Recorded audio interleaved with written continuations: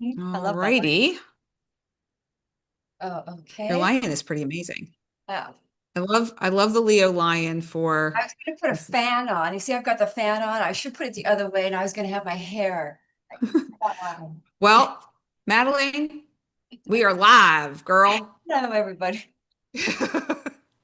So hi everyone.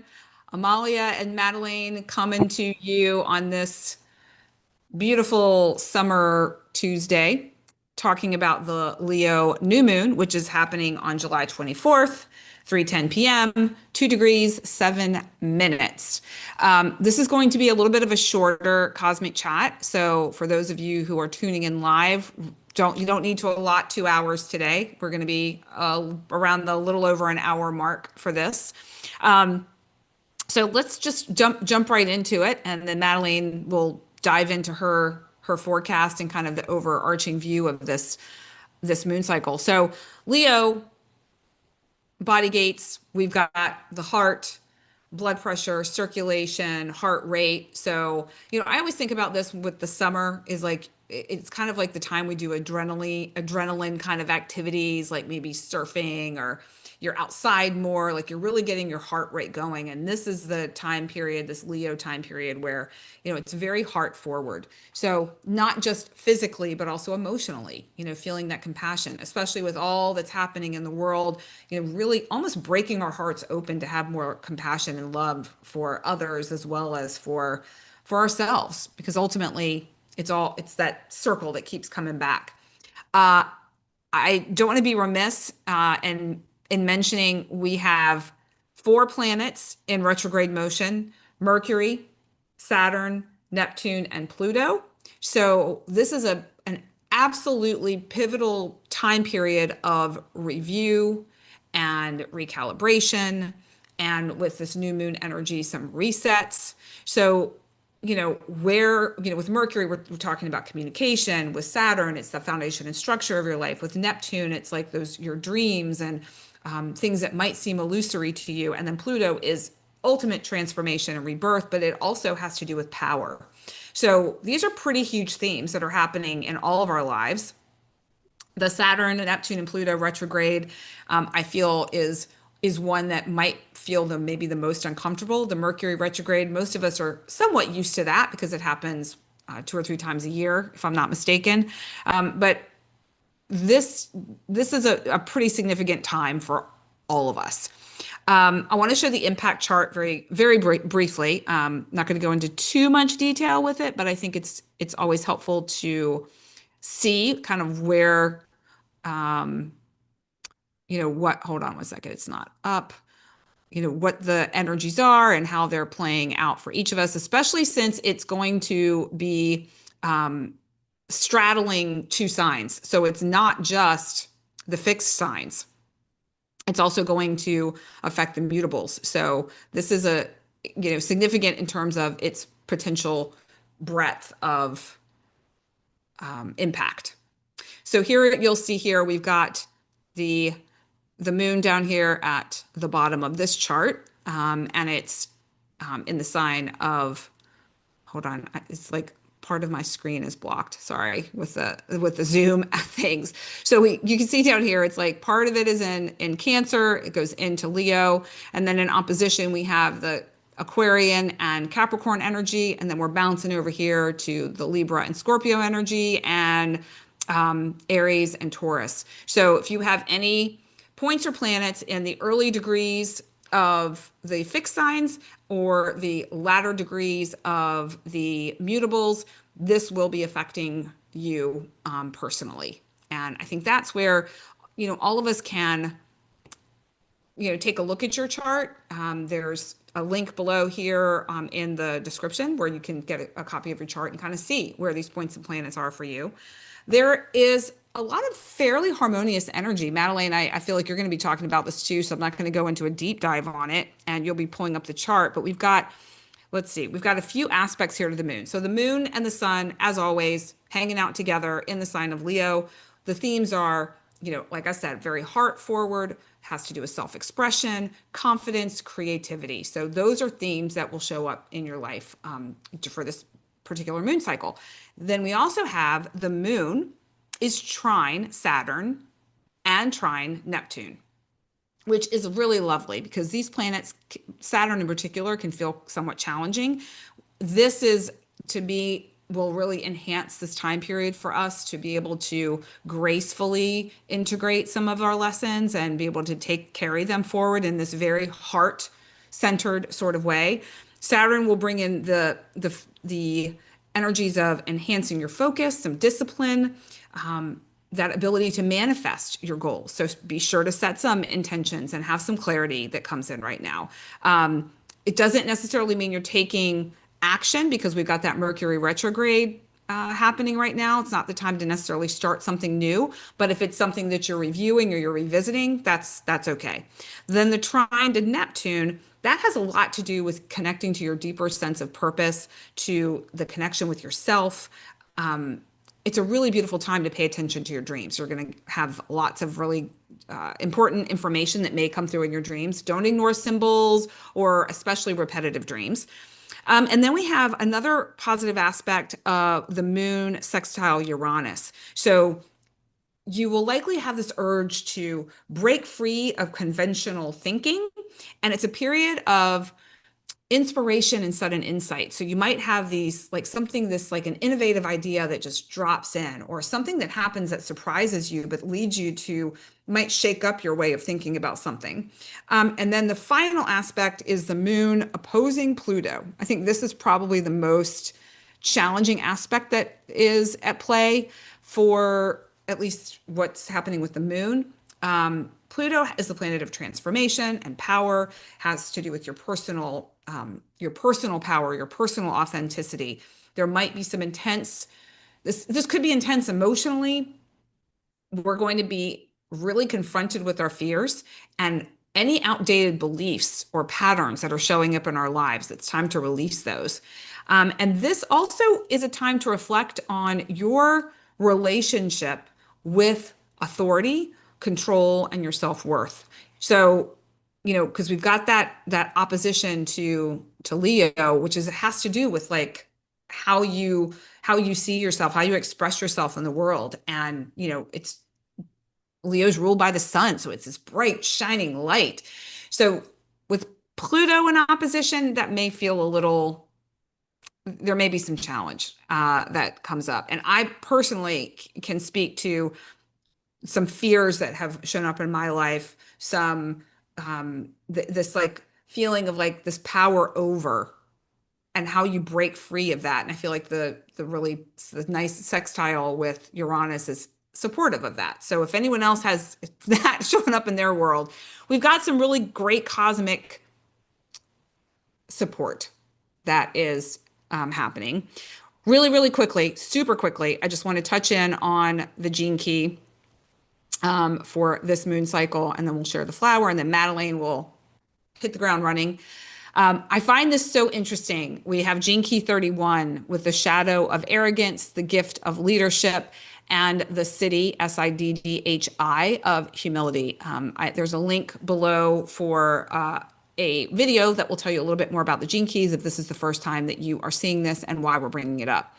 So when you think about Leo, Leo is confident, but Leo can also come off as arrogant. They know it all. Look at us. And so to me, it's the shadow of arrogance, where that's kind of like the shadow side of Leo, and then humility, like through the gift of leadership. So Leos are leaders. Are they leading through an arrogant lens of I know it all and look at me and like this bravado? Or is it leadership that comes from a heart-centered place and that has a sense of humility to it as well? This to me is such a beautiful opportunity for all of us to reflect on these words. It's literally shifting into this key just a couple of hours, 2 or 3 hours before the new moon. So it's so in line with exactly what we're opening ourselves up to during this Leo cycle. So it's just a fun place for contemplation if anyone chooses to do so. And then the flower, Madelaine, I can't wait to hear what you have to say about this flower. I was thinking when I was connecting with the flower energy that it was going to be something a little bolder. But when I saw the flower itself, I realized it's so perfect, especially if you take into the consideration that gene key. We have the navel orange blossom. So we've got the beautiful orange of power, of the sacral chakra, to me kind of connected with the sun. But then there's the green, which is very heart centered, and then there's this purity of white in the center. And the navel orange blossom activates warmth within yourself. So maybe giving yourself, and this is, it's warm outside in most places, it's summer, but it's also like that internal warmth. It's a message that it's good to be alive. And so this flower, what I love about this too is that it really allows us to find the joy in our lives, to really open ourselves up to joy. It also has to do with the reproductive system. So maybe we're birthing new ideas in this new moon. We're birthing a new project. Again, not necessarily the best time with the Mercury retrograde energy, but being able to kind of get your ducks in a row and gain more clarity and be able to, once the energy shifts, to be able to hit the ground running.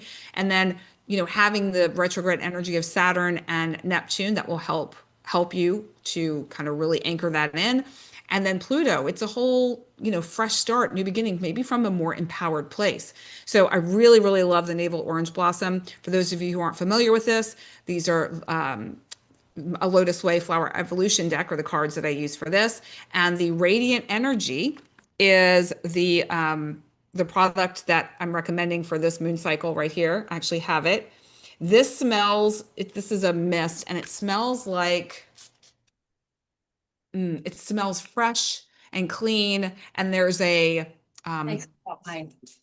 Every time you do that, I have to get mine out. That's right. We're all getting a little spray, a little goodness. But the navel orange blossom is in this, and you can see even just by looking at it, there's something kind of bright and summery, cheerful about it too. So lots of good stuff, lots of good possibilities that are to come. And Madelaine, I'm very excited to hear what your take is on this Leo new moon. Yeah, well, you touched on a lot of the things that are happening on this new moon. So with that, so the sun is opposing Pluto as well. And so it is going to reveal fears, power struggles, because we've got Mars squaring Venus. So we've got some sort of power struggle between masculine, feminine relationships. And then we've got this deep fear, the sun illuminating this debilitating type fear. But let me go ahead and pop the chart. Sounds good. I'll explain it better that way.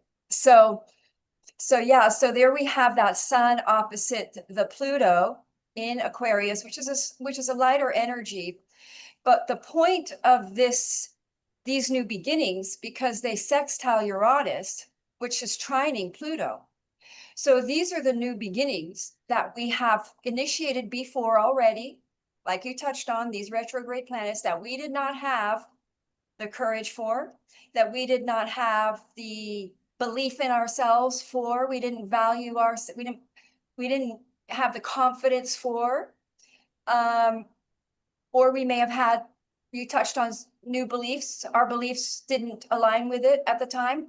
Now we've got this Uranus at 0 degrees where we're having these this is the brand new starts of commerce. Gemini is the energy of commerce, ideas, technologies, in the sign of media technologies. So there's this flow now, there's this supportive element of Uranus at 0 degrees to initiate these brand new beginnings, although they are not entirely brand new, but we're now making them more, we're putting more courageous, bold initiative into it, which is like that flower, that bold, I thought it was kind of bold.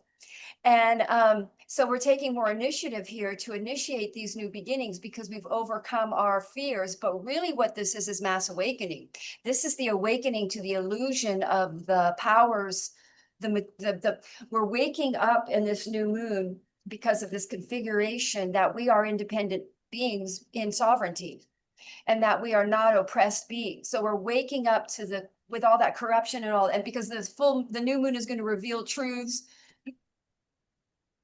corruptions that are coming out, all this stuff that's coming out could top, things are in big flux, but who we are as people in all of this is that we're initiating through all of that, perhaps downfalls of structures that are no longer serving us. We're starting these new beginnings that are the initiates of this new era. And it's through us, it's through our new beginnings, because Leo and Aquarius are opposite. So Leo new beginnings serves the humanity, and it's the revolution. This revolution is about sovereignty rather than violence. It's about waking up to the truth, which is that we are empowered sovereign beings and we don't need an oligarchy. We are independent. So we're capable to manifest our abundance on our own talent. Leo is very much about talent and entrepreneurship, right? And so we're waking up to the illusion that we've got the courage now because we're seeing behind the Wizard of Oz curtain. So it's like we see behind the lies now, and this can be in our own personal lives too. The fear, the lie that we're not abundant, that that we can't succeed, that our ideas aren't good, that we're not sovereign beings, that we see. New moon Leo is going to put us in a position to lead every one of us in that Leo house, to take leadership sort of roles. I can see it happening for me because it's happening in my second house right now. So I'm seeing it already. So we're stepping up. So this is going to be a collective shift through the individual, which is what the age of Aquarius is all about. It's about the most everybody walking the most individual, divinely created sovereign path that they were created for, the Leo, courageously knowing that it was a lie that we shouldn't, or that we couldn't be abundant on that path. And so with this trine to Saturn in retrograde, we're correcting our paths, we're correcting our out of aligned ways that create which were fear-based. So we're coming back to something from the past that we were too afraid of, we didn't have the courage for, that we believed we couldn't succeed in this environment, in these times, because of the Capricorn. Pluto was in Capricorn. So we didn't believe in our sovereignty. We didn't, so many readings I've been doing lately, just the Leo card keeps coming out, the strength card. And I'm like, what is going? And then I realized, wow, we're building the courage. We're building the audacity. And you're seeing the rose-colored glasses come down over the illusions that the game we thought we had to play doesn't have to be played anymore. It's like that lion is on his own path, he's a tribe leader, and all of us were designed to be leaders in our tribe in an area. We're all designed to be a guru to our tribe in an area. There's always going to be an astrologer in the bunch. There's always going to be a house builder in the bunch. There's always going to be a doctor in the bunch. There's always going to be a lawyer in the bunch. So you're stepping forward to be your Leo version of the new earth that collectively brings us into the age of Aquarius, which is the age of liberation. Like you said, that Uranian, this new moon has this incredible aspect to Uranus, which means we're being supported to take an independent path, liberated independent path, where we lead the way, where we're courageous enough for facing our fears. We're not feeling afraid of the oligarchy or the powers that be that are dominant, or that there's some sort of lie that we're not capable of creating abundance without them, or that kind of a concept. And then we're really supported by Saturn in retrograde, which is healing that fear-based motive energy, which blocked our path, our courageous path. Now we've got the big South Node Mars conjunction at the same time, squaring Venus, which means we're really letting go of some sort of attachments. And also that Saturn in retrograde, we're clearing karma, and we're clearing old operating ways we operate in relationships, and we're letting that go. In Gemini, Venus, and this is what's going to move things forward, that Leo new moon. That's why I keep getting the Leo card in all my readings, because it's happening after this Mars comes because everything is blocked when all the planets are on one side of the nose. So Mars is breaking that. And so now that opens everything up for everybody. And then this Leo new moon beginning at that point, it's like, even though we've got these planets in retrograde, we are definitely in motion going forward, starting these new beginnings that are going to liberate us, that are part of the new age, it's individual people moving the collective into liberated state. And it happens through a mass awakenings, realizing that we're being lied to, or that we're being manipulated, and we're letting go of the fear that we are okay, because the programming, the programming the times that we're afraid, or we don't feel we're going to be okay, or whatever, is programming. We're not programmed to the right thing. So this Leo new moon is going to show us that we didn't need to be programmed to that we need to be programmed to the stars, to the truth, which is as above, so below, and that we are multidimensional beings, and that we are here, that our material realm is a result of the ethereal realm, or our soul. Our body is just a sock over our soul, and that the real power is knowing that we have a soul that can manifest as above, so below as individuals. So that's when that curtain falls out in Wizard of Oz, that curtain comes down, that we needed the wizard. So Well, you know what strikes me about that is that there's so much, the people that watch this likely already have a sense of that concept, and of that we're multidimensional, and at the as above, so below. And I think when it comes down to the practicality of it, is that in this material realm, we experience challenge, we experience heavy emotions, we experience like this full spectrum of what it is to be human, and the positive and negative of that, like from our perception. I think what I have found in my experience is that when you're in a time of challenge, or something that's really super uncomfortable, and you have no idea what the future holds, like it's so unknown, and it's out of your control to a certain extent. There's other factors or people involved, that it's really hard to put what we know to be true into practice when you feel so unsettled and untethered. I think astrology, as well as other systems that I work with, like human design and even the gene keys, galactic astrology, really help. The flower essences help to support. But I think what it boils down to is recognizing that when there's a challenge, there's also something that is out of coherence. There's a frequency that's looking to come into some place of coherence. And how do you do that? It's by being with and like releasing, maybe in your body, some of the energy that shows up, like the flip-floppy stomach, or the heart racing that you have when you're like, oh my God, oh my God, oh my God, whatever the thing is for you.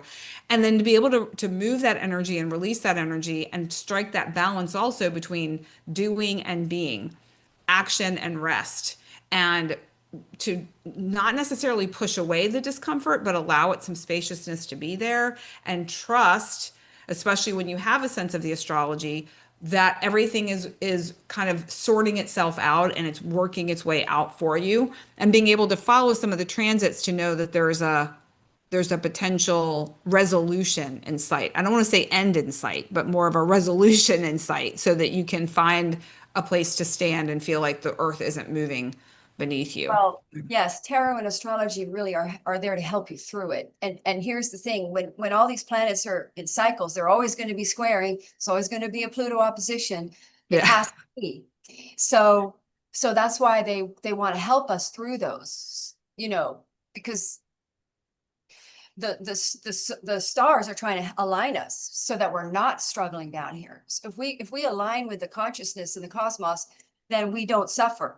Really, ultimately, you would not suffer, because you would always be the holy men that discovered astrology, or that showed it to us, were extremely sacred. They were highly revered, respected men. They were considered holy men, because they would walk in alignment with the planets and with the cosmos, and so they were experiencing life on a very heightened level. So it's the struggle. If we're struggling too much and we're in resistance, you know, these are all concepts that are really, we're manifesting our internal being out, as within, so without, as what we think we're going to manifest. So, but these fears like that Pluto is going to bring up, I mean, I'm sure many people are going to get triggered, you know, especially the lower degree fixed signs are going to definitely feel this because they're going to get squared, they're going to get triggered by it. And so your fears are going to come up. You could get very, very triggered. And then the question is, with that Saturn retrograde, do you revert back to your old karmic patterns? Or do you break through this with that Uranian sextile? I think the chances that we are going to break through our patterns, triggered fears, and that we're going to be more, that's what Saturn wants us to do, is be detached, disciplined, unreactive, and you know, not to act basically on that from that place. So that creates karma. So these, and also this is the fears that we were programmed from childhood, or, you know, the dark ages, parents, family. We were not raised consciously to be independent. We were, my generation was more raised to get a government secure job. I mean, that's like, you know, some kind of a secure thing, right? So, and that's not working out for a lot of people anymore. That doesn't really work today. So today we got to walk our courageous paths, our individual courageous paths. And sorry if my teeth look green. I'm drinking a green smoothie. So this full moon is, this new moon is having us take these courageous new initiatives despite our fears. It's that let's do it, you know, or let's go with it. But I think we're feeling very courageous because we're gonna, something supports this very strong. We're gonna feel universally supported because of that Saturn trine and the Uranian trine. Now, the thing we got to get over is that square with Mars and Venus, which is a challenge because it's a, and then we got that opposition. We're definitely getting pride. We're definitely getting power plays. But also we're getting information because that Mercury retrograde with the sun opposite Pluto, we're getting secrets coming out, communication coming out, truths coming out. The reason why it didn't work before, and we're seeing sort of a depth, because Pluto's always depth. So we're seeing the depth of the truths and the depths of what was preventing us from having this courage or this belief, lack of self-belief. So anyway, it can be painful for some people, but the other side of it, like you were mentioning, is courage, is we probably, I'm pretty sure we get over it. Pretty sure we jump in. By the looks of the cards that I've been getting lately, these are great new beginnings. This is it. This is like the blocks are kind of out. We're out of the blocks, or out of the, whatever we could call it, like we're out of the woods and into the field where we can see where we're headed, and things are opening up and these new beginnings are coming. So I suppose we should just jump into all the 12 signs, really. Yeah, let's do it. So Aries. Oh, yeah. Let's go with Aries. Did you want to hold up a card, Madelaine, for this? Yes.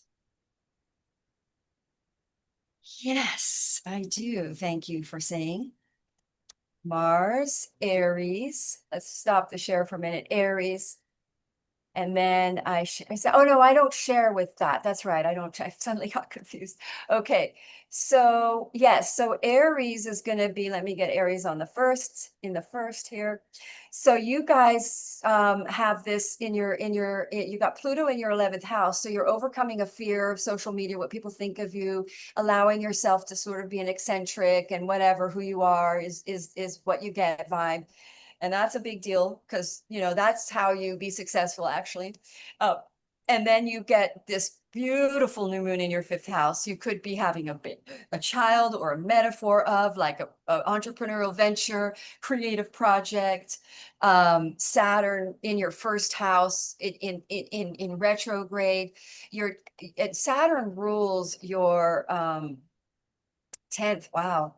This is a big new beginning for your career, Aries, where you really do step into some very soul contracted divine purpose. Like I say, we're going to hear this word passion project a lot, Leo, and it's in your fifth house. So this is a collaborative, creative project, could be involving film, because that fifth and 11th access is the stage and the sort of the celebrity access, but it's like performing, enlightening the public with that Aquarius over your 11th, like some sort of leadership in a creative venture that really helps to awaken the people.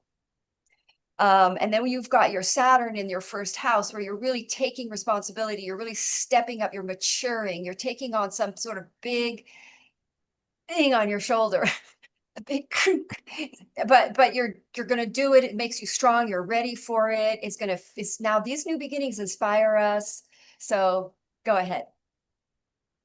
All right. Well, we have the squash blossom for Aries. And to me, what I find interesting is already out of the gate, we've got this has, your personal power, the orange color chakra energy is so pronounced and prevalent right now.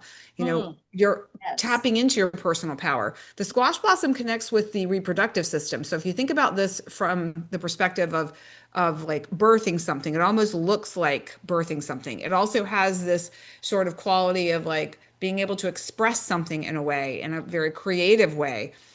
This is also a flower of liberation, inspiration. So I feel like when it comes to, you were talking about Aries and kind of that career focus, there might be something for them when it comes to some creative project that relates to their career. And I would be remiss in also if I didn't mention that this also has a strong connection to a healthy reproductive system as well. And Leo, fifth house connection, Scorpio of you to children. bring that up. Just kidding. Pardon? So Scorpio of you to bring that up. I mean, what can I say? True to my ascendant side. Yes. So the squash blossom for Aries. Yes, Aries. In fact, these retreats that I know a lot of Aries that are really stepping into some really big projects that are very exciting. Yay So, for them. and it's inspiring. This is inspiring new beginnings, like you mentioned. That's exciting. Yeah. So for Taurus, Taurus. Taurus, hang in there, Taurans. A lot of Taurans I know are really going through quite a bit of change here, and everybody is, because a lot of people are really in it. Like we're in the thick of it right now, basically. A lot of people are, because we're in this big shift. So some things are ending in time for us to have these powerful new beginnings, right? So for Taurus, this new moon is going to be in your fourth house. So yeah, you're going to be moving, a new beginning. You're going to be aligned to where you're supposed to live for the long haul, because this is all connecting to all these new beginnings is really connecting to the big new Saturn start that's happening. Because it's being trined by Saturn. So this is connected to a 12th house, karma clearing energy that now puts you in a very bold position to really, you've cleared some sort of major soul karma. 12th house is like some sort of big overall ending of a big cycle in your soul kind of thing, past life, resolving it. And now you're really over something. You've got nothing's holding you back. You're ready to do this. You're fired up. You want to create some sort of new foundation in your fourth house, new security, new stable living situation. Taurans are here to create stability and foundational sort of financial, stability, of course, is what that means mostly, but in this fourth house. So then there also could be a new creative project involved, a building. You could have an idea to build a new house, to create something new in your home. Again, could be a child having a baby, or an entrepreneurial venture is at your home. A fourth house could be farming and planting, so a new creative venture involving the earth farming. It depends what else. Boy, Taurans are definitely earthy. They're definitely gardeners. I've yet to meet a Tauran that doesn't love to be in the dirt and move dirt around. So perhaps a new creative gardening venture of some sort. Now, what else there with that? Pluto in your 10th. So you're going to get over some kind of major fear of, you're going to see that you're playing small. This is where we've been playing small, and you're going to stop playing small.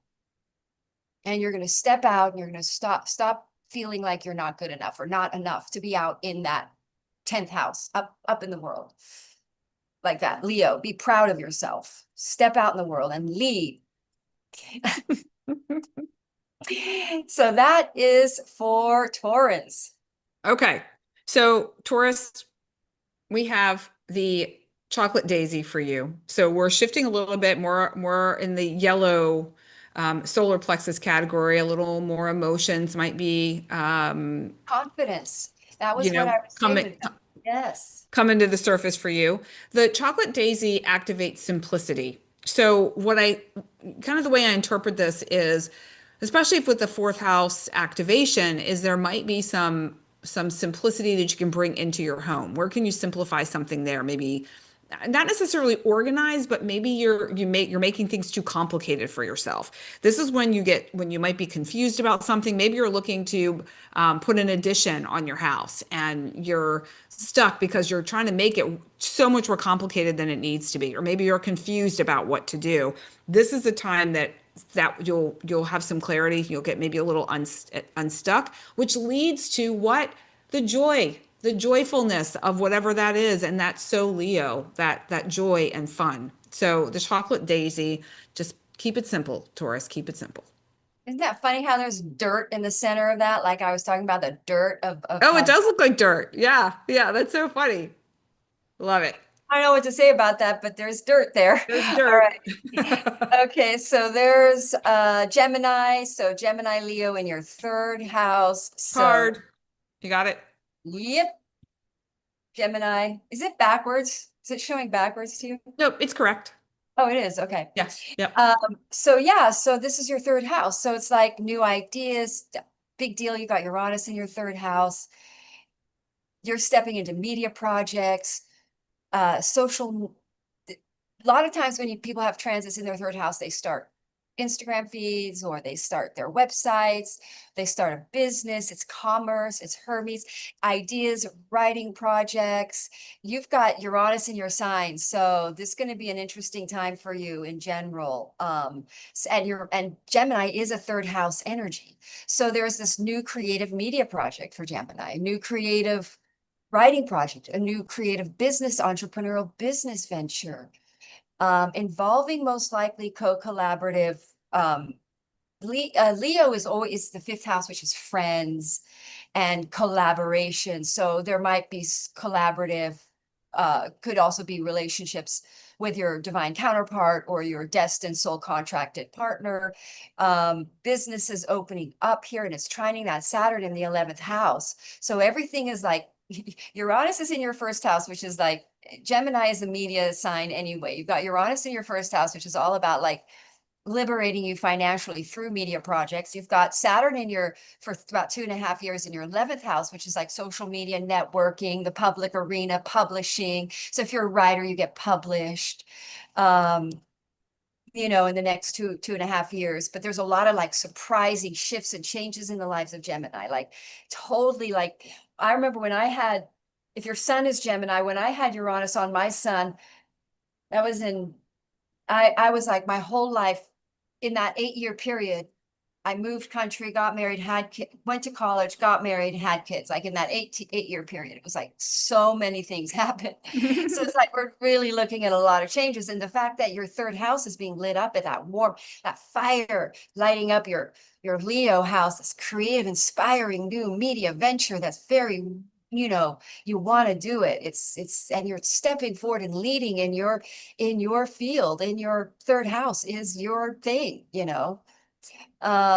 So what else can we say? Pluto in your 9th. So there is a spiritual awakening for Gemini, where they start to see a spiritual higher consciousness mentality. It's most likely that they're stepping out in these media ventures to raise knowledge, raise consciousness, raise awareness of something.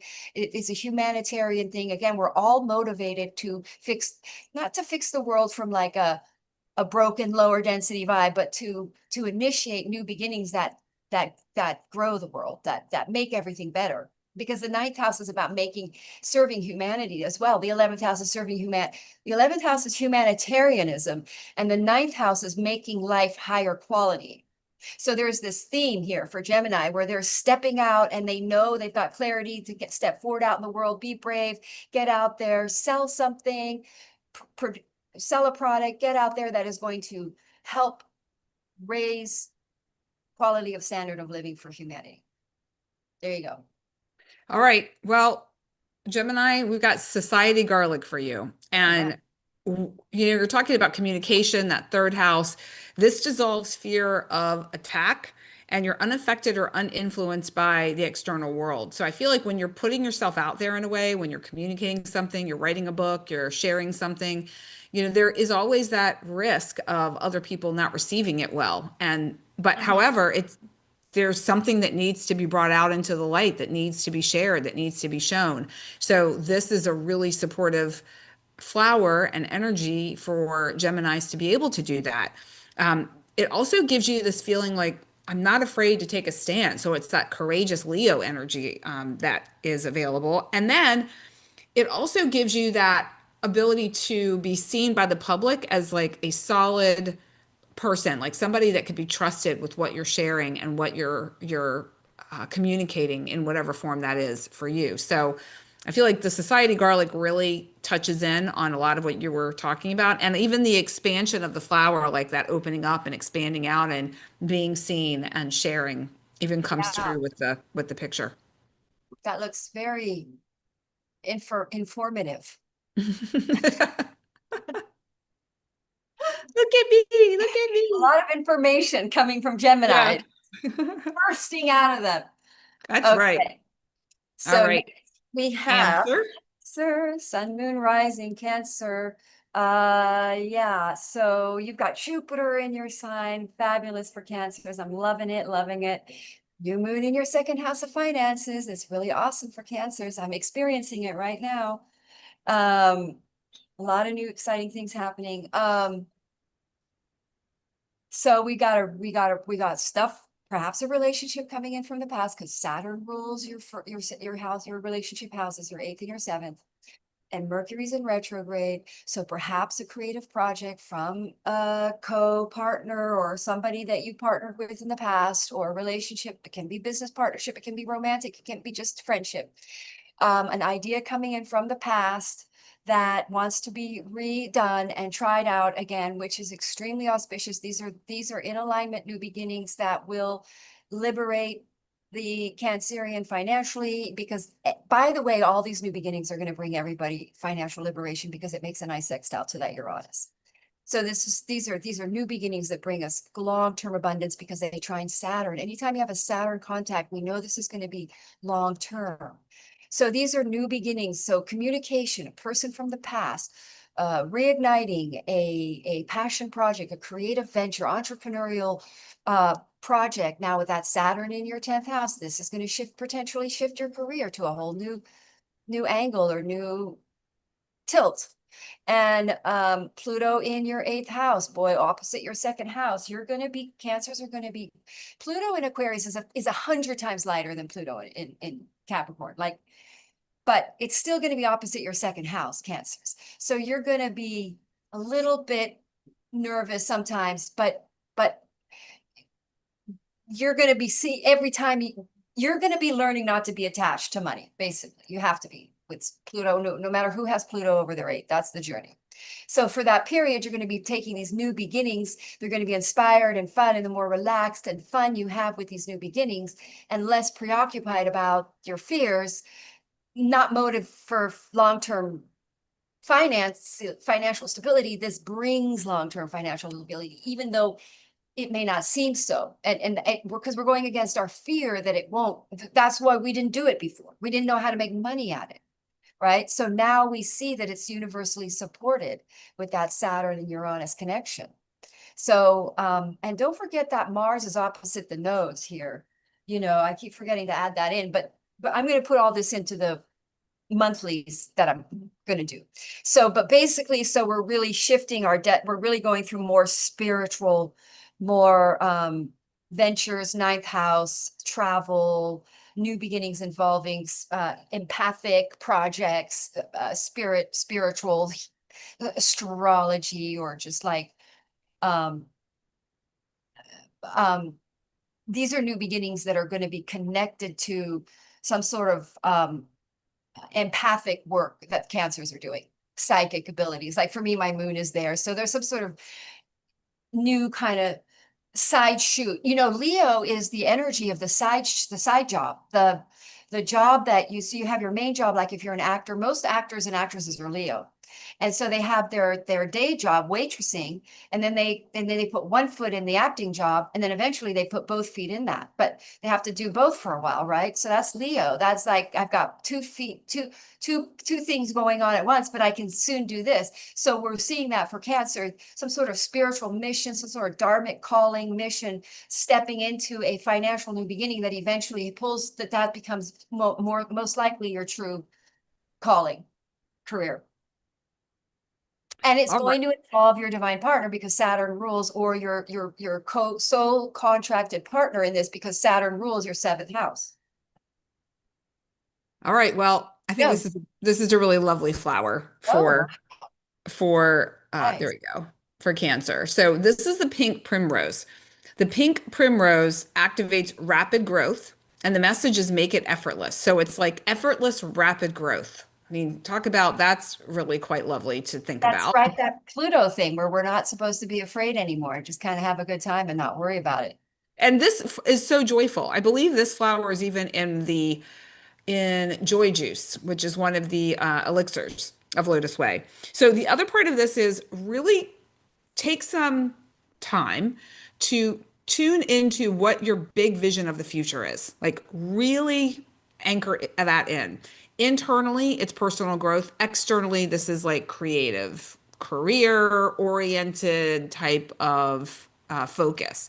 So the pink primrose really is bringing in the internal and the external in order to bring a big vision to life, all part of like rapid growth, but it's a prime opportunity for Cancerians to really create something great and bring in that second house financial windfall or stability that they're looking for. Yeah, that really reminds me, because Jupiter, the 9th house is ruled by Jupiter for Cancer. Jupiter's in their 1st house, which is going to make you a lot of luck. And that purple is the color of Jupiter. So it's kind of like saying some sort of 9th house dharmic passion project is going to open up for Cancer. Ooh, ooh, I ooh, kind of ooh. feel it. Yeah.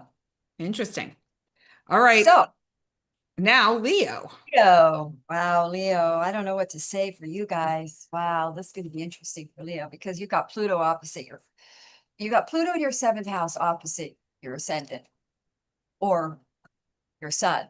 So so this new moon is the new moon for Leo, where they make a breakthrough about an area in their life that they have been not courageous enough to be authentic around. So it's like something about them that they've not had the guts to step out and be. And now they're like, I'm there. You're stepping up to the plate. Leo are stepping up to the plate and being their authentic lioness self. And shedding this. Now remember, Pluto is the energy of transformation. So we're shedding a skin that's too tight for the Leo. That's kind of, that's like the Leo's gonna bust out of this repressed thing, because Leos, like you said, are leaders, and they are, if they've got Pluto, they're you know, in Wizard of Oz, you know, the lion is really cowardly, you know, until he pulls back that curtain, you know. Uh-huh. Leos can either be the loudest people in the room or the quietest people. It depends if the Leo's got a little bit of a splinter in his paw. And so they, you know, the Leos don't do well with, they need to be happy. Like Leos are happy. And so this Leo is busting out of your self-imposed belief of that you weren't free, that you couldn't be this full, colorful being that you are, and that you would have been held back with, because we've got that Saturn in your ninth house, and then you got Uranus in your 11th. This is going to be a transformative time for Leos, where they do really start to become, if you're on a social media journey, because your 11th house, where you do become more social media successful, more known, published, notoriety. Suddenly anything can happen with that Uranus in your 11th house. You meet lots of new people all of a sudden. You get a lot of word of mouth. It's very abundant to have Uranus. I know, because I just had it go through my and so these are new beginnings, and they do involve leadership, because you've got Aries over your ninth house. So you're taking bold spiritual positions of leadership, spiritually leading people to a better, higher quality of life. Leo, leader, to be a leader is, you have to have a specific point, and without a doubt. I'll quickly tell a story. I was working at this horse sanctuary, and we played this game that if you could lead the horses without a rope, that you were in leadership energy and you could do it. Well, I'm a Sagittarius. We're reluctant leaders. We're the last of the ones that step up to lead. Anyways, so I don't really want to be a leader, but I thought I'd like to be able to lead the horses without a rope. I'd like to believe that I can, right? So every time I go out to the horse, I tell all the people working there, I'm going to do it. I'm going to lead the horses. I got it. I'm in leader energy. And then I'd go out there and everybody would watch me. And then I'd go out there, the horses would look at me. There's like 5 horses, and they'd all start eating again. And everybody would get back to what they were doing. And I would be like, oh, I sucked. Like, it didn't work. Aw. So after about 4 or 5 times of doing it, I just never could do it. And so I just thought, wow, this is really weirdly hard. I thought all I had to do was just decide I was a leader, and I was out there and I was a leader. Well, so a friend of mine was a director, and he wanted me to channel how to be a leader from spirit guides. So the spirit came through, bright blue eyes, bright spirit, said, to be a leader, you only need 2 things. You only need 2 things. One, you got to know exactly where you're pointing. You got to have a pinpoint. You got to know exactly where and you got to know without zero doubt, without any doubt, that over there is better than where we are here. You have to have complete belief that over there is better than where we are here. That was what this spirit came through. So the next day I go into the horses. I go, I think I've got it. I told everybody, and everybody's watching, because I just went into the paddock and I stood in front of the horses. I said, you see that branch over there in the corner of the paddock? I'm telling you, I know without zero of a doubt that over there is better than where we are here. And I start walking there, and all of a sudden, everybody starts jumping up and down, like going, oh my God, you did it. The horses are breathing in my ears. I couldn't believe it. So I keep walking. All of them, they're like right, all their heads. I hear, and I walk straight to that branch, and I said, okay, everybody, see that corner over there where the shed is? There's shade. We're going over there, because I know without a zero of a doubt that over there is better than where we are here. And we walk. I mean, I had the horses with me everywhere. So that's the message here for the Leos and the Aries and the fire signs, that you're going to point. You got to know, you have clarity that over there is better than where we are here. That's the job of the leader. So That was a great story. I've heard that story before, but there's something about the way you told it today yeah, that's different than the way you've told it in the past. And I freaking loved it. That was so fun. I felt like I was there. I could feel the horses breathing in my yeah. Interesting. ears with you, and my hair was blowing around, and that was fun. Thank you, Madelaine. It's interesting when I think, you're welcome. Thanks. It's fun to tell it. But what's interesting about that story is that's the way this new moon is. It's like a breakthrough, that you suddenly have that, I can lead this. I can take this forward, Yeah. So yeah, thanks for letting me tell it. Yeah, that was really fun. Well, we have a flower that I think really connects in with what you were saying. Slightly different from, I think you touched very much that story. Oh, dang. Okay. Well, when you see the pink primrose from the last one, you'll know. Okay. So we have another pink card this time, pinkish, Oh. purplish. We have the fireweed, okay? Fire sign of Leo, fireweed flower. This has more to do with the heart. Okay, so I felt like illustrated the leadership part of this so beautifully. This is about healing the heart by dissolving emotions around experiences So experiences that might have not worked out the way we wanted. So maybe, I guess it does has some to do, some connection to what you share. Like you went out there with those horses and you were really trying and it just didn't work out the way you wanted. And you had to go back and do it again and strengthen your capacity to lead, but also to love. And then forgive yourself or forgive others. So not a direct connection to the story that you told, but I think this is such a big piece of the Leo puzzle for Leos in particular, because Leos have a big heart. And sometimes with that big heart can get hurt because it's so out there. Doesn't Forgive take much to make a Leo hurt. Yes, I mean, I will say I can be somewhat sensitive in that regard. It's like, oh, you're my That's what feeling. I love about them. They're Yeah.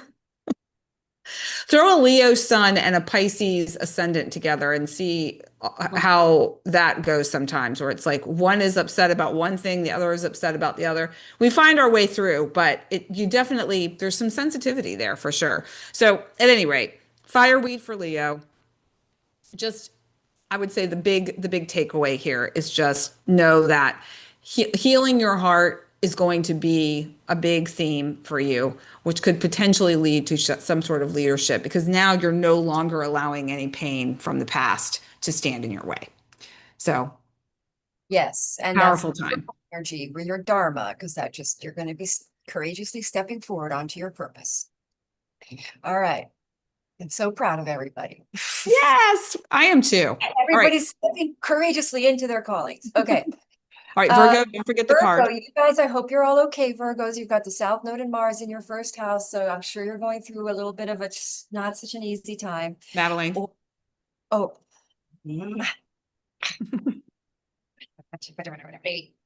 So angry at myself when I do these and I go back and I go, I didn't pull the card.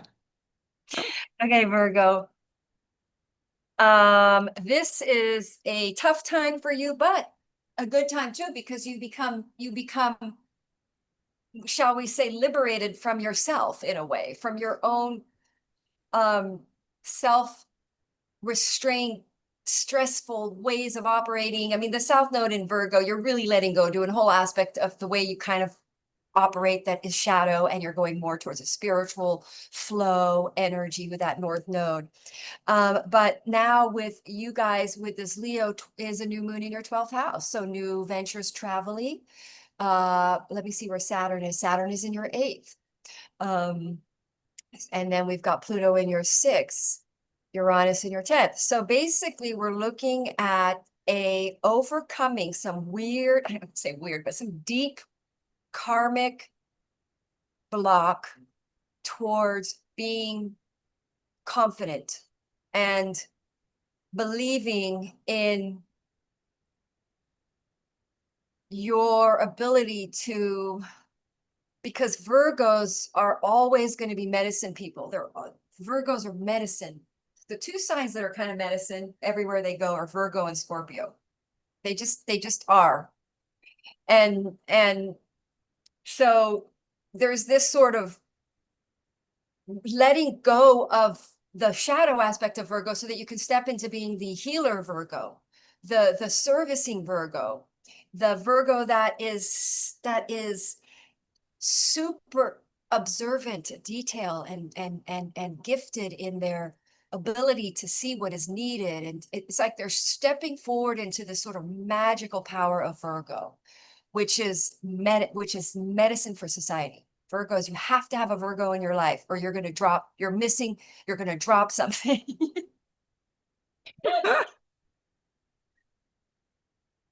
Yeah, Virgos are important to have because they say, hey, did you notice that this thing is falling out of the back of your car? That kind of. I feel like, did that happen to you, Madelaine? I find that Virgos do. I have my blinds, everybody has a blind spot in their chart, and mine is Virgo. So maybe it's just me that has that need for Virgo. But anyway, so you're really stepping into more north, believing in your gift that now makes you step forward to be a courageous leader in. Now, Virgo is not necessarily the leader energy, but you are going to step forward and be courageous to lead in your life, to be of service, and to step into that non-shadow aspect of yourself that's just really understand what a Virgo energy is actually really for, which is not to annoy everybody.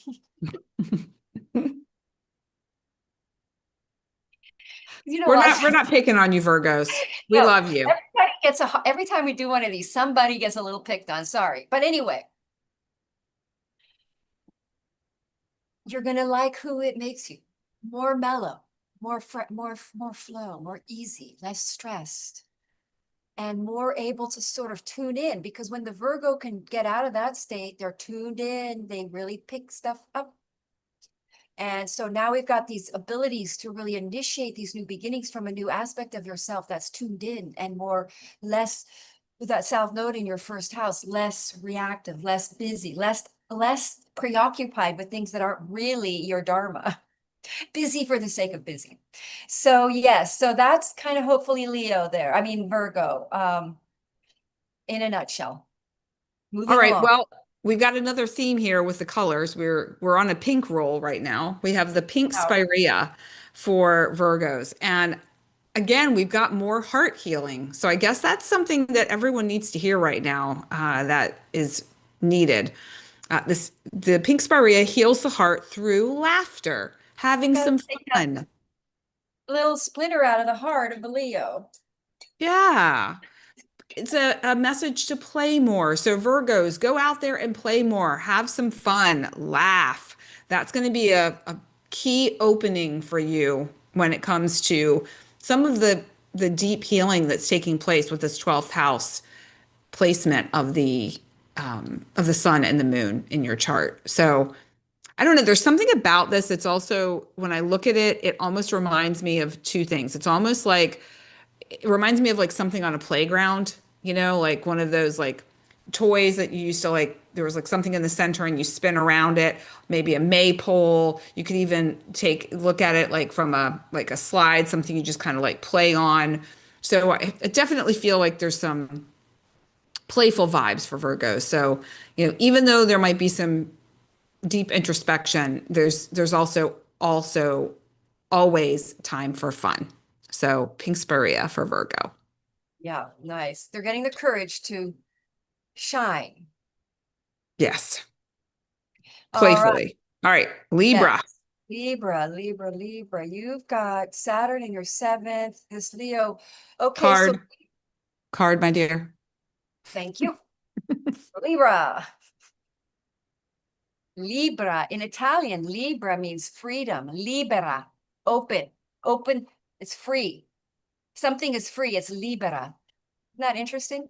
So Libras are going to be liberating themselves through the social media networking venture. They're going to sort of have this new beginning in their public persona, getting out there.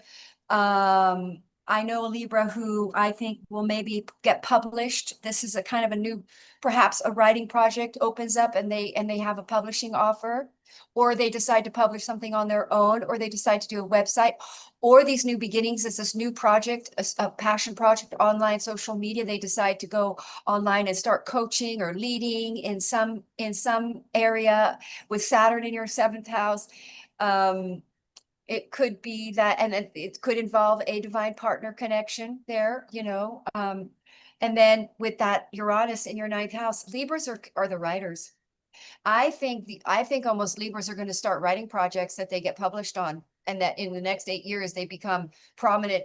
I remember an astrologer said this about Libras, and now I know why, because they're going to have Uranus in their ninth house for like 8 years, where they suddenly get exposed, notoriety, publishing contracts, Libras, if you have an interest in writing, this is the time to do it and to get it out there, to be out there on social media, to speak about your project, to initiate it out in the world, a creative new entrepreneurial venture involving friends, new tribes, new word of mouth connections that really increase your job. You could meet somebody online if you're single.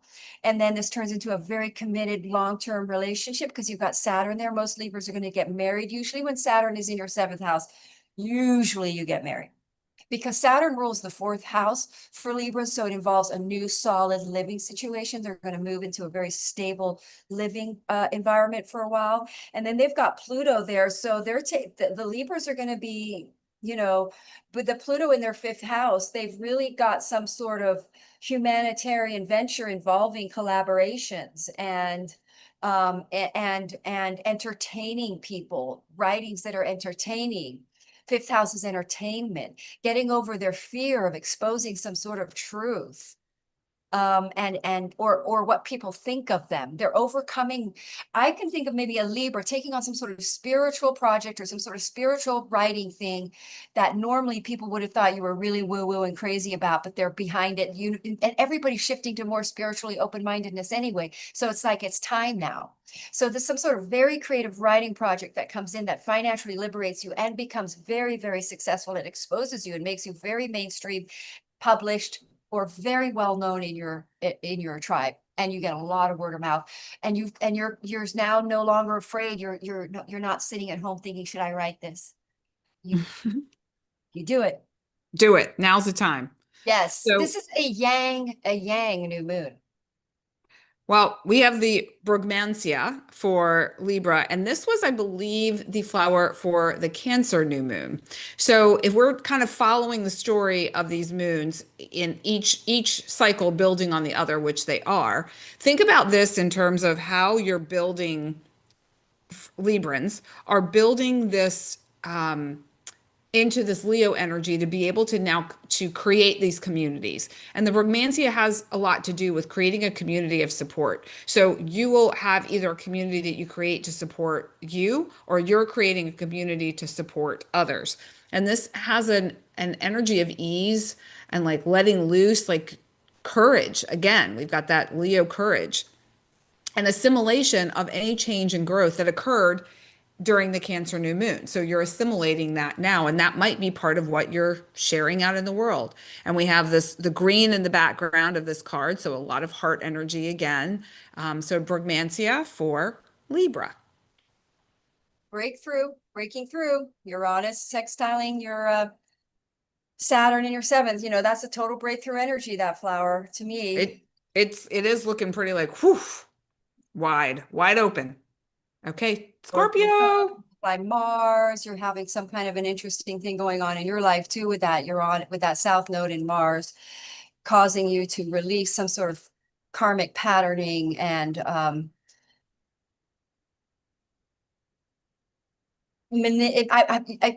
South Node Virgo can play out in many, many different ways. Mars, South Node, Virgo, but it's mostly letting go of trying to control things. One way of looking at that.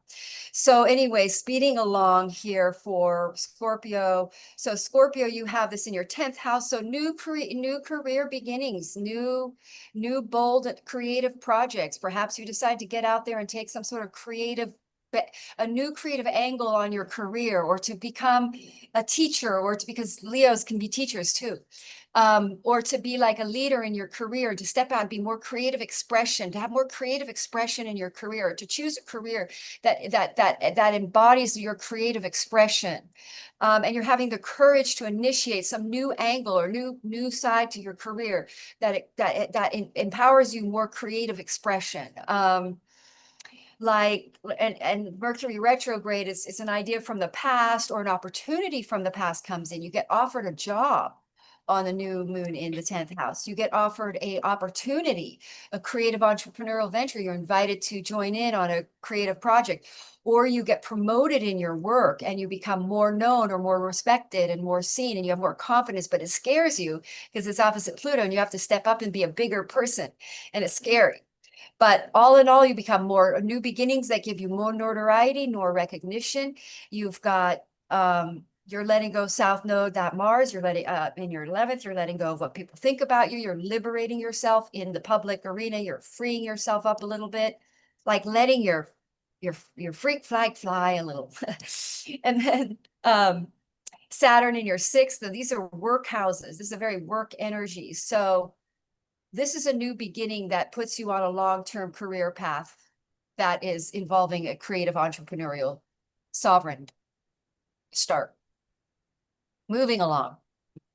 All right. Well, we have wild geranium. We've got, so again, that kind of pinkish color and green showing Yeah. up here. So we've got some themes. It'll be fun to see what these look like laid out together, which I will be sharing in my email. If you want to sign up for that, check that out below. But there's, I feel like this is very, very much supportive of that stepping out into the spotlight of that Leo energy, but in a position within your career. So it dissolves that tendency to wait for the perfect time, feeling like you're not ready, feeling like you're not good enough, knowing that now is the time. It's pure aligned action time. You're talking about that letting go of what other people think of you, not worrying about that, and really just taking that leap of faith and taking that leap. And likely it will have some sort of collaborative element to it. You've got these two flowers here. There might be somebody that you need to help you along that path or collaborate together. It's, learning from each other, growing with each other. So the wild geranium for Scorpio. Yeah, that looks like that's what do we see in the 5th house for Scorpio? Yeah, that's the Aries house. So it looks like there's a relationship here and co-collaborative venture coming in, Yeah. or pregnancy, child. Saggies, ruled by Jupiter. Jupiter is in its exaltation, so you have a good year, Sagittarius. I'm Saggy Sun, Cancer rising, Pisces moon. All Jupiter's blessing me this year, big time. So I'm happy about that. All right. So Sagittarius have Leo in their 9th. So these new beginnings in some either traveling opportunity opens up, that's some sort of creative, like for instance, my son is Sagittarius. He probably gets opportunities to travel, to do his music, to perform. Opportunities, new creative ventures open up. A writing project could open up for Sagittarius. Sagittarius are writers too. The Sagittarius has a tail. The horse has a tail. The animals that have tails, they're good at telling tales. Sagittarius are writers. 9th house could get published. With that, again, Uranus transit in your 7th, but it's most likely collaborative, and your life is going to change in the relationship sector. A lot of shifts and changes going on through relationships, but you take on some sort of leadership role in a creative venture that could involve travel, teaching. You say you want to be a spiritual coach, you come out, be a spiritual coach. A lot of Sagittarians are performers, so you could be an astrologer and you decide to start astrology, and that becomes your big new passion. So yeah, that's Sagittarius. Well, we have red hibiscus for Sagittarius. And so we have a little bit of that orange around this bright red fiery flower.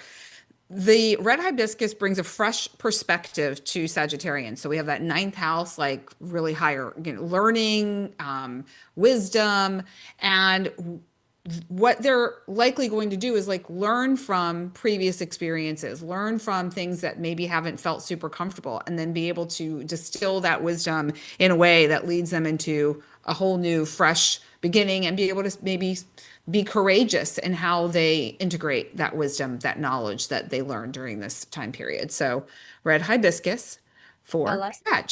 Yeah, that looks like they believe in themselves. And like hopefully my son, he's got the confidence to start these new beginnings and just stand Yes, on that stage and flare, do it. add his flair to the world. It's like, this is the energy of make a splash. Do it. Do it. Free, Okay. but make a splash. So now we're on Capricorn. Capricorn, this card up, Capricornies. So this is going to be big new beginnings in your living situation because you have Saturn there, Aries is there, and then you've got this Leo in your 8th house. So this is a relationship, most likely a relationship. You've got Jupiter in your 7th.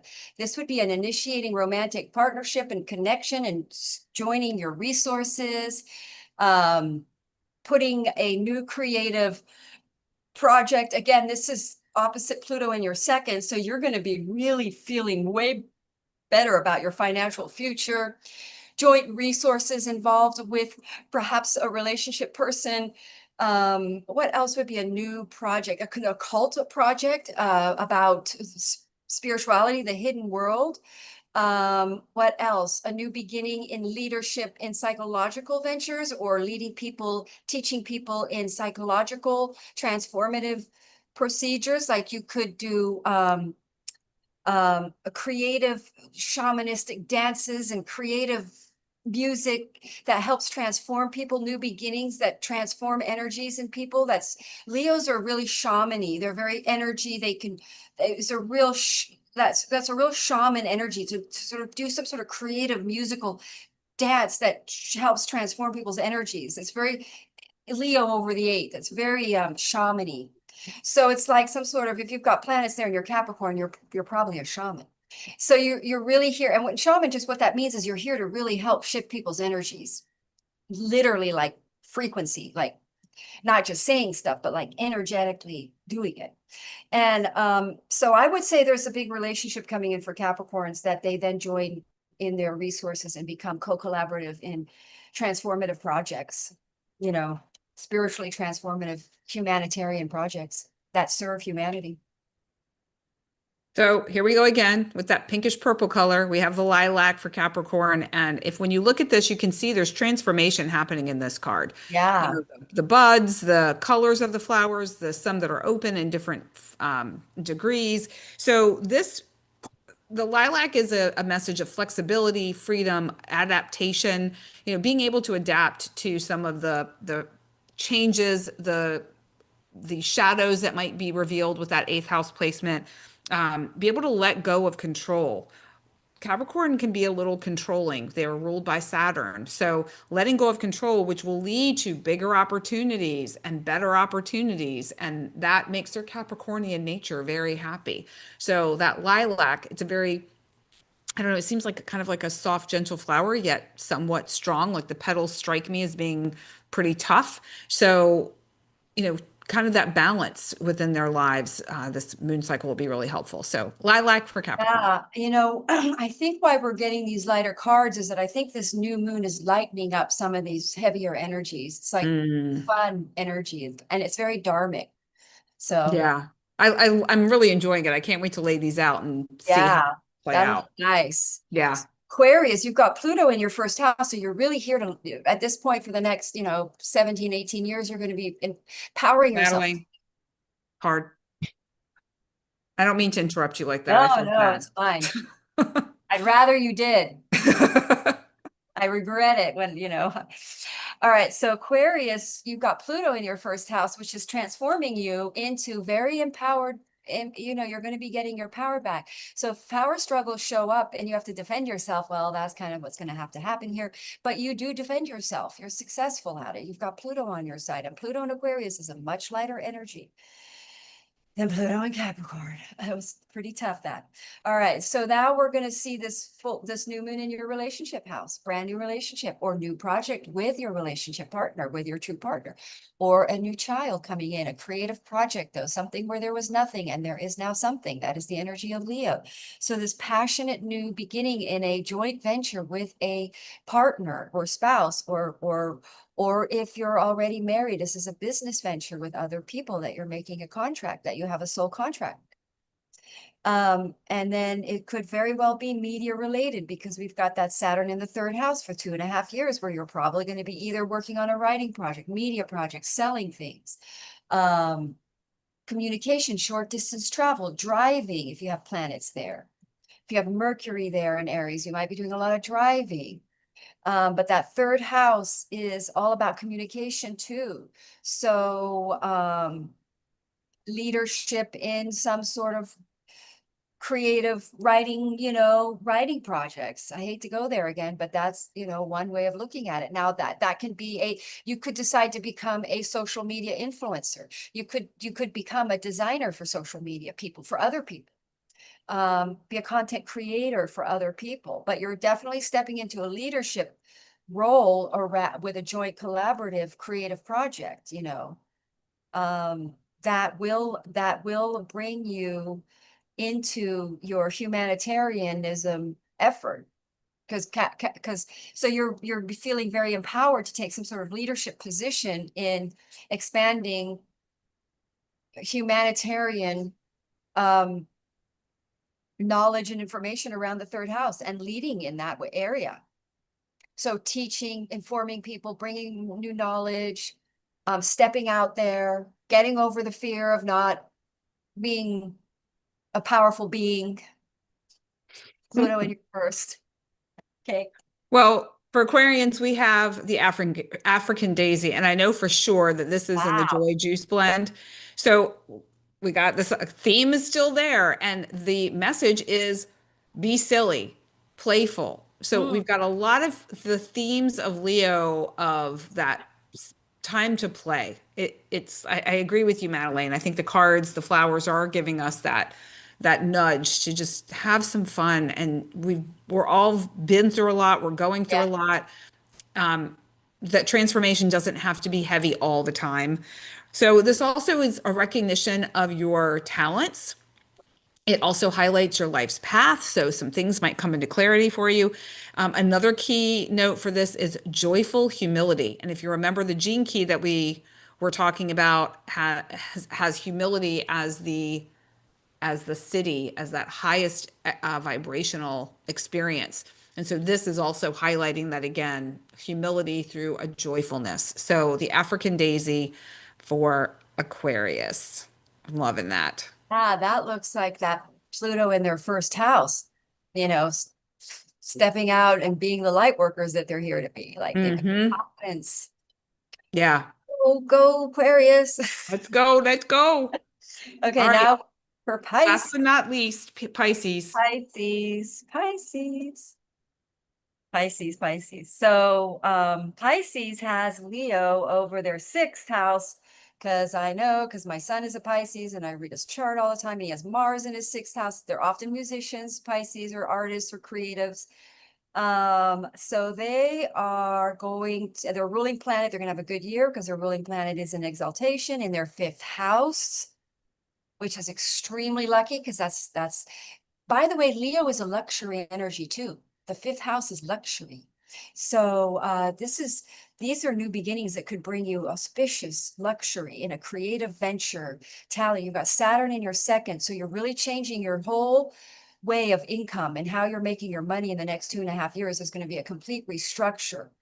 And these are new beginnings that are going to initiate these, because this is your sixth house, which is a work house. So this is very directed to a income-based feeding, making money.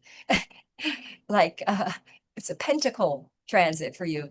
And so a creative project from the past that's of high service, that's could very well be creative artistic ventures, because most Pisces are, or it's an entrepreneurial. Sometimes people don't think they're creative, but then they've invented a business and they've got some sort of interesting little business. That's very entrepreneurial. That's very creative. Anytime you're solving a problem and you've got some sort of individual creative idea around it, that's very creative. And you could be letting go of relationships or toxic energies or toxic attachment, or trying to control relationships, or being focused on relationships, because you have the South Node and Mars there. So you're really opening up to this creative new ventures. Things are opening up for Pisces in a big creative way on this new moon. They just had that new moon in Cancer, which is super auspicious. So it's like they're really stepping into a creative path, great, basically new creative, fantastic way of making income that's creative and inspiring. And that shifts their finances shifts their total way of making money. Mm. Well, here we go again. Oh, Pink, wow. pink magnolia for Pisces. So if you find yourself giving love to others with when it's so much so that it's depleting yourself. This is a reminder. So again, we have that theme of love again, to take care of yourself. So feeling complete and whole and worthy, not feeling like you need to do anything to feel that sense of worthiness from the outside. Don't feel like you have to give love in order to get love. Obviously, yes, give love, but not for getting the getting as being part of that. So, and you can see here we've got a couple of flowers together, so there might be some collaboration that's taking place.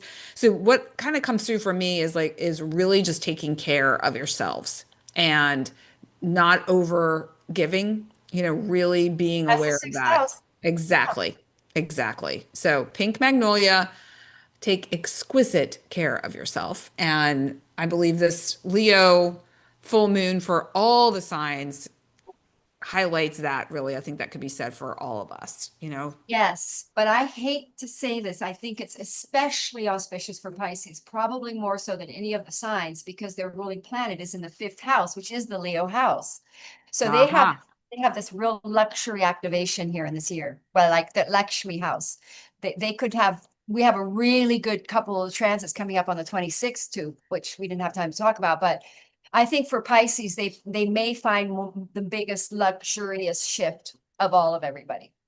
Ooh, Because I okay. think the world is going to start becoming more Piscean, All right. or North Node Pisces. Well, we will have to There see you how all go. that Yeah. unfolds, but we appreciate Make everyone who friends with the came. Pisces. Um, we appreciate everyone that was here live. Erica was saying how she loved the horse story, so Okay, good. that's super Sure was. fun. Um, the inner confidence projected outward. Yeah, exactly. That's a Yep. lot of what this cycle is about. Bold Leo lion. Let's go. Yep. Let's go. So thank you everyone for being here. Please like, comment, share. Madelaine and I appreciate you being here, and we will see you in a couple weeks to share the wisdom in the cosmic chat about the Aquarius full moon. So stay tuned for that in a couple weeks. In the meantime, have fun, love with big hearts, and be silly. Bye for now.